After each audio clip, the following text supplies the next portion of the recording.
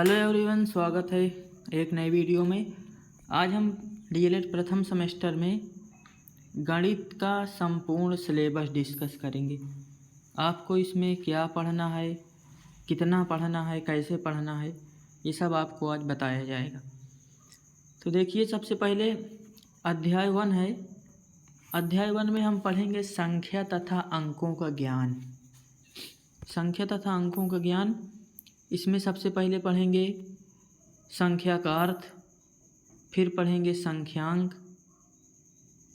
इसके बाद अंकों का ज्ञान, इसके बाद पढ़ेंगे संख्याओं को गिनना तथा पढ़ना, स्थानीय मान की अवधारणा को समझना, फिर 3 अंकों वाली संख्या का स्थानीय मान ज्ञात करना, फिर किसी भी अंक का स्थानीय मान ज्ञात करना, इसके बाद विस्तारित रूप। ये सब पढ़ने के बाद हम पहले अभ्यास का अभ्यास प्रश्न हल करेंगे, यानी कि एक्सरसाइज करेंगे। जितना हमने पढ़ा है उसमें सभी प्रकार के प्रश्न इस एक्सरसाइज में डिस्कस करेंगे। इसके बाद आ जाता है दूसरा अभ्यास। दूसरे अध्याय में सबसे पहले गुणा, भाग एवं भिन्न पर आधारित सवाल हल करेंगे। पहला है गुणा की अवधारणा। हम गुणा के बारे में पढ़ेंगे, जानेंगे, समझेंगे। इसके बाद गुणा की क्रिया, यानी कि प्रोसेस ऑफ मल्टीप्लिकेशन। फिर तीसरा है वस्तुओं का बराबर बराबर के समूह बनाना और गुणा के संदर्भ को दिमाग में बिठाना। फिर पुनरावृत्ति, यानी कि बार बार जोड़ के जरिए 2 के पहाड़ों से परिचय कराना। उसके बाद है बिना हासिल वाला गुणा। फिर हासिल वाले गुणे। उसके बाद शुरू होता है भाग यानी कि डिवीज़न।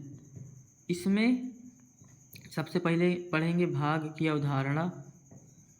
इसके बाद विभाज्यता की जांच के लिए नियम।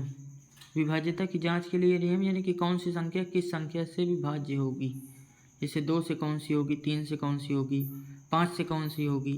तो ये सभी हम दूसरे अध्याय के अंतर्गत पढ़ेंगे। फिर इसके बाद बिना हासिल वाले भाग पढ़ेंगे।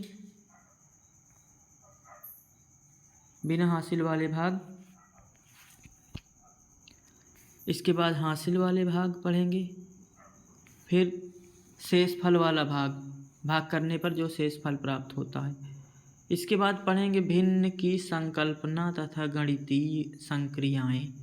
भिन्न की संकल्पना तथा गणितीय संक्रियाएं। इसमें पढ़ेंगे भिन्न के प्रकार, भिन्न की गणितीय संक्रियाएं,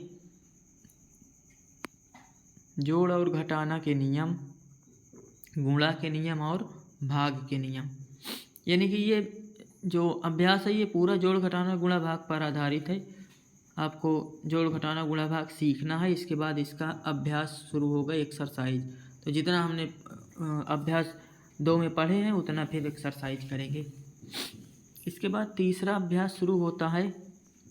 अध्याय 3 शुरू होता है दशमलव, अपवर्तक, अपवर्त्य, समापवर्तक तथा समापवर्त संक्रियाएं। इसमें हम पढ़ेंगे दशमलव, अपवर्तक, अपवर्त, समापवर्तक, यानी कि लासा मासा और दशमलव के सवाल हल करेंगे। तो सबसे पहले पढ़ेंगे दशमलव संख्या की अवधारणा, कॉन्सेप्ट ऑफ डेसिमल नंबर। इसके बाद पढ़ेंगे दूसरा है दशमलव संख्या में प्रयुक्त अंकों का स्थानीय मान। दशमलव संख्या में प्रयुक्त अंकों का स्थानीय मान, यानी place of value digits used of decimal number, ये दूसरा। इसके बाद पढ़ेंगे दशमलव की संख्याओं की गणितीय संक्रियाएं, फिर दशमलव संख्याओं का जोड़, फिर दशमलव संख्याओं का घटाना, फिर दशमलव संख्याओं का गुणा और भाग। इसके बाद दशमलव भिन्न। दशमलव संख्या को भिन्न में बदलना, ये। इसके बाद दशमलव को संख्याओं में बदलना, दशमलव को संख्याओं में कैसे बदलते हैं ये भी पढ़ेंगे। फिर इसके बाद अपवर्तक, अपवर्त्य, समापवर्तक तथा समापवर्त्य, यानी कि factor, common factor, multiple common factor and common multiple, इसको हम पढ़ेंगे, जिसे आप एलसीएम और एचसीएफ बोलते हैं, यानी कि लघुत्तम और महत्तम, इसी के अंतर्गत आता है। अगला है अपवर्तक यानी कि विभाजक, उसके बाद पढ़ेंगे अपवर्त्य यानी कि गुणज। अपवर्तक होता है फैक्टर ऑफ डिवीज़न, अपवर्त्य होता है यानी कि गुणज, कॉमन फैक्टर ऑफ मल्टीपल, ये पढ़ेंगे। इसके बाद फिर आगे चलते हैं, आगे फिर समापवर्तक, समापवर्त्य, उसके बाद सारांश, फिर अभ्यास।